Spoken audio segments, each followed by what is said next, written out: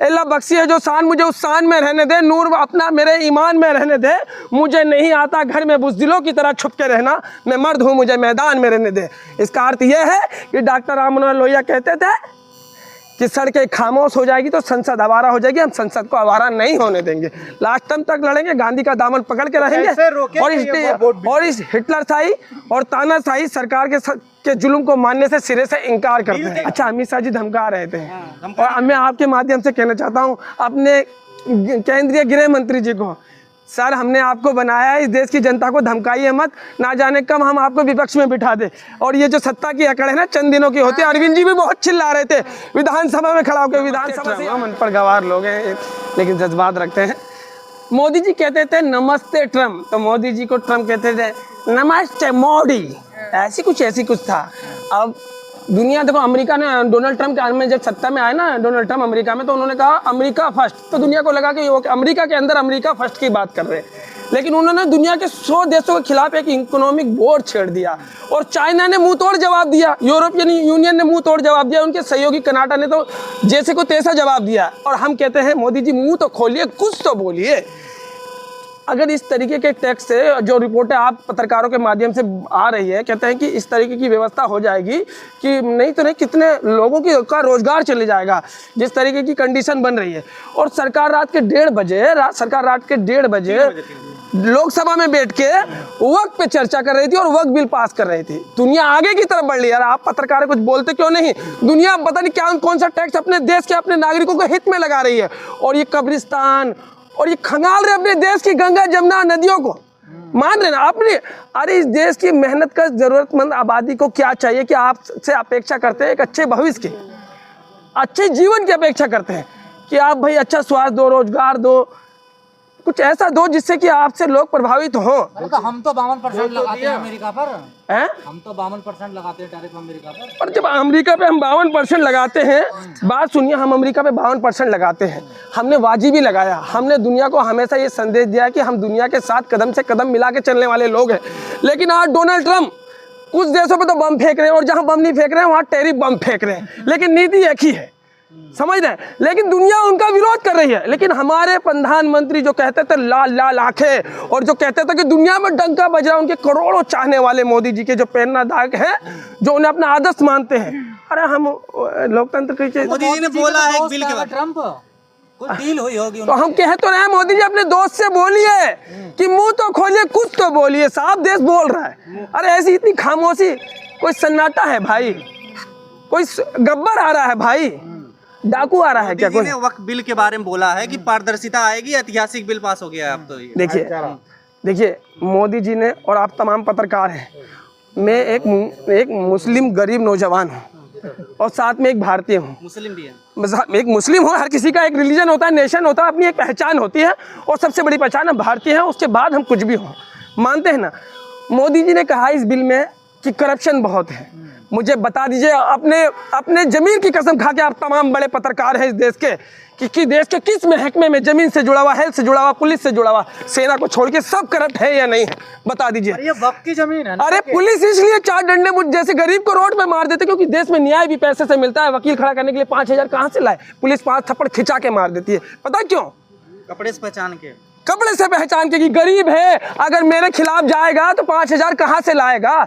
तो पुलिस के अंदर सुधार की जरूरत नहीं है क्या? जमीन से जुड़े हुए मुद्दों में समाज सुधार की जरूरत नहीं है? पटवारी से लेके पता नहीं कौन कौन से लोग हैं, सब करप्ट हैं, सब भ्रष्ट हैं। इस देश के आधे से ज्यादा अधिकारी भ्रष्ट हैं। अन्ना हजारे माइक लेके चिल्ला चिल्ला के मर गए। लाइए लोकपाल बोले कांग्रेस सुन नहीं रही। आप तो 14-11 साल हो गए ना जी, आप सुन लेते हैं ना जी, तो आप समर्थक में हैं, सुन रहे हैं ना। पूरी तरह मोदी करप्ट है। तो लाई तो वक्फ बोर्ड बिल ले तो आई, और क्या? चलो लेके आई है। मोदी जी कह रहे, अरे मोदी जी सिर्फ वो काम करेंगे जहाँ से उनका एजेंडा सेट हो जाए। एजेंडे में नीतीश जी भी सेट हो गए, नायडू जी भी सेट हो गए, और चिराग भी सेट हो गए, और जयंत भी सेट हो गए। नीतीश की तो और हम सबको जानते हैं और इस देश की जनता सबको जानती है, लोकतंत्र के मंदिर में खड़े होकर जब हम मतदान करेंगे तो जैसे बनाया वैसे खत्म कर देंगे इन लोगों को। मुल्ला भी सेट हो गए बता रहे हैं। पता। अच्छा एक बात बताइए, आप लोग देखिए मेल फीमेल सब हैं। माननीय मुख्यमंत्री योगी आदित्यनाथ जी ने एक शब्द लिया, भाई हम भगवान का हम बचपन में इसे गलत समझते थे, बोले कट मुल्ला। अरे इसकी समीक्षा करिए कि कौन सा शब्द है और ये किस पे लागू होता है। बड़ा अजीब सा लगता है जैसे भैया मुख्यमंत्री भी अश्लीलता पे उतारू है, ऐसा लगता है ना। मतलब अश्लीलता सी लगती ना। ये भगवान ऐसे ऐसे सद्बुद्धि वाले लोगों को अगर मुझे देखना पड़े तो मुझे लगता है कल की जगह आज मौत आ जाए। अगर मेरे देश के हुक्मरान ही ऐसे होंगे तो आम जनमानस का क्या हाल होगा भाई। समर्थन में है वक्फ बोर्ड के विरोध में है।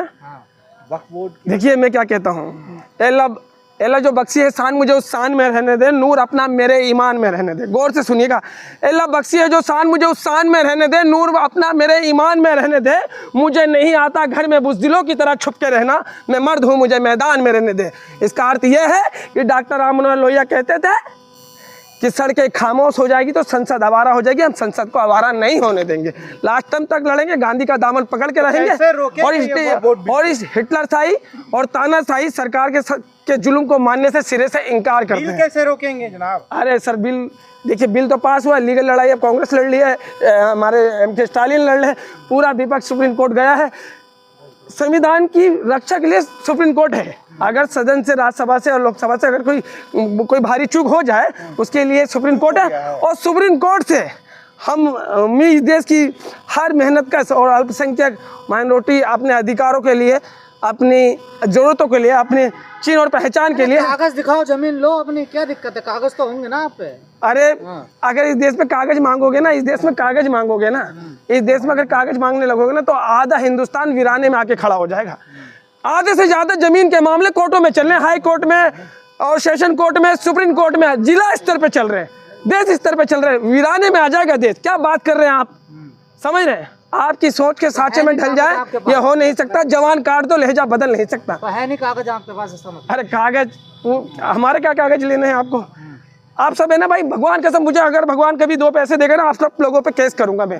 आप मीडिया ने ना भाई पूरा देश बेकार कर दिया है, समझ रहे? सुबह उठ के लोगों को पता नहीं क्या क्या समझाने लगते हैं। अमित शाह जी ने कहा ये कानून है और सबको मानना पड़ेगा। अच्छा, अमित शाह जी धमका रहे थे और मैं आपके माध्यम से कहना चाहता हूँ अपने केंद्रीय गृह मंत्री जी को, सर हमने आपको बनाया है, इस देश की जनता को धमकाइए मत, ना जाने कब हम आपको विपक्ष में बिठा दे। और ये जो सत्ता की अकड़ है ना चंद दिनों की होती है। अरविंद जी भी बहुत चिल्ला रहे थे, विधानसभा में खड़ा होकर विधानसभा से ही आउट कर दिया दिल्ली की जनता ने। क्या बकवास करते हैं? आने वाले 30 साल तक वही रहने वाले हैं विपक्ष में। हाँ, वो खुद ही कह रहे थे कि अगले 15-20 साल तक जिंदगी, अगले पल का नहीं पता भाई इंसान को जिंदगी का। वो 30 साल का स्टेटमेंट लेके बैठे अपनी सरकार को लेके। नीतियाँ तो बनानी चाहिए भविष्य को लेके, इसमें कोई दो राय नहीं, लेकिन इतना कॉन्फिडेंट कि भाई हम 15-20 साल तक कहीं नहीं जा रहे। हमें मालूम है कि भैया आपका पूरा मीडिया संस्थान है, आपकी सरकारी मशीनरी है, आप पूरी तरीके से जो है कॉम्युनल हो गए हैं, देश को बांटने में लगे हुए हैं। अच्छा बात सुनिए, ट्रिपल तलाक आया, बोला कि हम मुस्लिम महिलाओं, मेरी बहनें मुस्लिम महिलाएं, मोदी जी का बयान था। क्या मेरी हिंदू बहनों पे अत्याचार नहीं होते? क्या उनके तलाक नहीं होते? क्या छोड़िए, ये बहुत बोलेंगे तो बहुत दूर तक जाएगी। अत्याचार सब में, और सुधार की जरूरत सभी कौमों में, सभी धर्म में, सभी जाति में। सुधार हाँ। तो कर दिया, यही तो कह रहे हैं बिल में सुधार। अरे भाई सारे सुधार हम पे ही होंगे क्या? अरे हमें क्या, वो मतलब कहते हैं डॉक्टर बनने के लिए चूहे का ऑपरेशन होता है, बिल्ली का ऑपरेशन होता है, सारे ऑपरेशन हम पे ही करोगे क्या? अरे भाई क्या बात कर रहे हो? पसंद आ गया कब दे रहे हो मकान? मैं तो देखिए अगर तुम्हें लगता है कि सरकार अगर, अरे बात सुनिए दीदी, बात सुनिए, मैं तुम्हें बताता हूँ। सरकार कह रही है ना बार बार चिल्ला के, गरीब मुसलमानों के लिए ये बिल आया है और उनके जीवन में उत्थान के लिए आया है, सामाजिक आर्थिक तौर पे, है ना।